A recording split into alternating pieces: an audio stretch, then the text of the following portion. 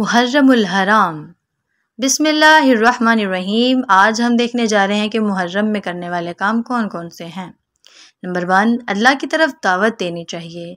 Number 2, खुशू व खजू से इबादत करनी चाहिए। नंबर 3, सदका करना चाहिए।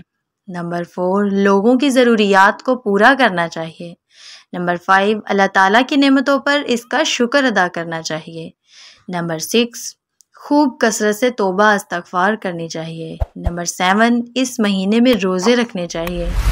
नंबर 8, ख़ास तौर पर आशूरा यानी 10वीं मुहर्रम का रोज़ा रखने का बहुत ज़्यादा सवाब है।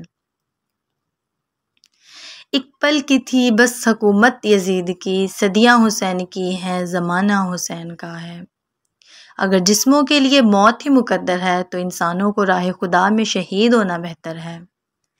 कुर्बानी क्या होती है, कोई हुसैन अलैहिस्सलाम से पूछे। हज़रत इमाम हुसैन अलैहिस्सलाम फरमाते हैं, अगर दुनिया में तुम्हें शिद्दत से गम मिले तो मेरे गमों को याद कर लेना, तुम्हारे गमों का वज़न हल्का हो जाएगा।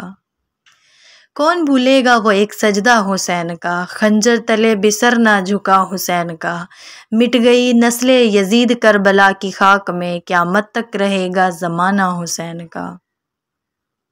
इसका सबूत दे दिया असगर की जंग ने, शेरों का शेर होता है बच्चा हुसैन का। इश्क अगर इंतहा पर आ जाए तो सर नेज़े पर और कुरान लबों पे आ जाता है। हक के लिए जान देने की जो रस्म चली है, इस रस्म का बानी ही हुसैन इब्ने अली है। हज़रत इमाम हुसैन रज़ी अल्लाह ताला अन्हो फरमाते हैं, जब तुम जान लो कि तुम हक पर हो तो फिर ना जान की परवाह करो ना माल की परवाह करो।